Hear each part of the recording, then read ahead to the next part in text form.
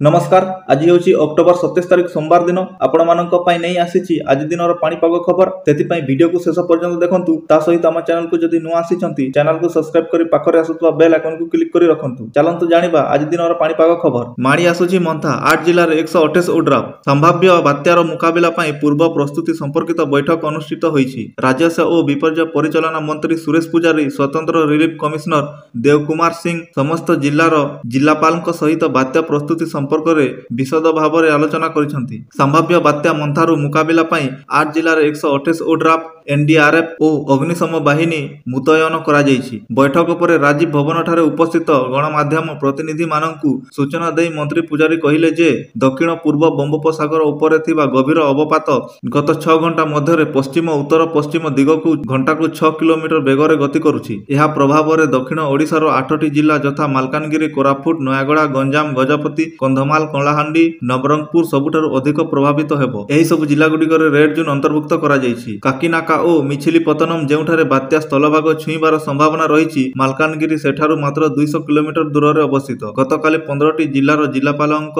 सहित बात्या प्रस्तुति संपर्क में आलोचना होइतिबा बेले आज समस्त जिला 30टी जिलार राज्यपाल मानक सहित बात्या पूर्व प्रस्तुति और एहार मुकाबला संपर्क में विशद भाव में आलोचना होइछि। मंत्री पुजारी पुणी कहिसेंति जे सर्वाधिक प्रभावित 8टी जिला व्यतीत अन्य 22टी जिले में बात्या प्रभाव में वर्षार संभावना रही। बात्या परिस्थितिर मुकाबला समस्त संपृक्त विभाग गुडिक सह आलोचना करा जायछि। आवश्यकता पड़िले पड़ोशी जिला को सहायता करिबा पई मध्य जिलापालक निर्देश दिया जायछि। गजपति जिले में संभाव्य भूस्खलन आशंका थिबा सेठारे ओड्राफ, एनडीआरएफ और अग्निशम बाहिनी आगुआ मुतयन करा जायछि। अधिक सहायकारी दल आवश्यकता पड़िले निकटवर्ती जिला गुडिकरु मध्य पठा जाय परिबो।